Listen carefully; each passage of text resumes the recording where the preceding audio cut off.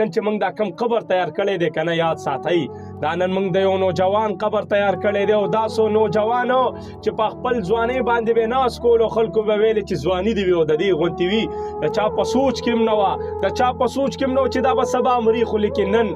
هغه مرګ ولا مهلت ورنکو یاد ساتئ زموږ ټولو خلکو ته سوال کوو منت کوو څه شول هغه کسان چې هغه ډېر غټې خبرې کوي ځان ته بدماشان وایي زه نن هغه بدماشانو ته وایم هغه نوجوانانو ته وایم والله یو ورځ به راځي چې دا ځای به تا ته نصیب کېږي څه شول هغه خلکه زه هغوی ته وایم چې په ځمکو باندې لانجې کوي یو وایي زما ده بل وایي زما ده دا ځمکه حیرانه شي انسانه په تا څه چل شوی دی زه خو هغه ځمکه یم چې تا به ځان ته راکاږم او ته نن په ما باندې جګړې کې د خلکو خونونه پې اخلئ ټولو نوجوانانو ته یم پرېږدئ دې دنیا نه لرې شئ راشئ د دې ځي تیاری وکئ دا خو ګورئ دومره ځای دی دلته به تاسو څه کوئ چاله به جواب ورکوئ دې ځي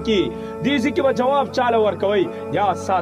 ساتئ حضرت علي رضی الله تعالی عنہ بیبي وفات شو حضرت فاطمه رضی الله تعالی عنہ چې کله وفات شوله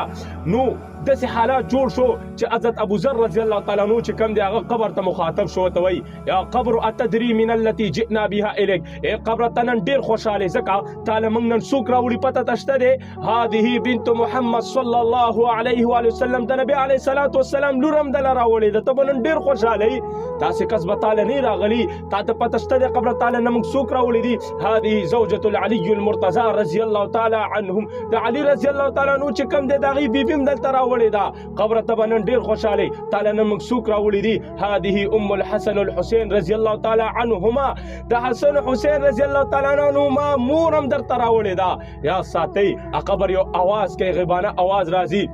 ما انا موضع حسب ولا نسب ابو ذر واوره زه د چا حسب نه ټسوما زه د چا نسب نه ټسوما زه چا خیستوالی نه ټسوما زه د چا مالداري نه ټسوما بل انا موضع بلکې زه کور یما بلکې زه زیما عمل الصالح نیک عمال لاوړه زه به در څخه یم او که چېرته نیک عمال در سره نه و که نه زه د چا خیستوالي او مالداري او خاندان نه ټسومه چې دا د دې د خاندانه دی د دې ښایست دی د دې سره مال جیداد لونو دلته عمل غواړي نن تاسو سوچ وکړئ په دې ګروان کې هغه عمل تاسو څه کړی دی هېڅ هم در سره نشته دی په لاس کې دلته به الله له څه جواب ورکوئ دلته به تا نه فرشتې راځي ابدا سوال تپوس کوي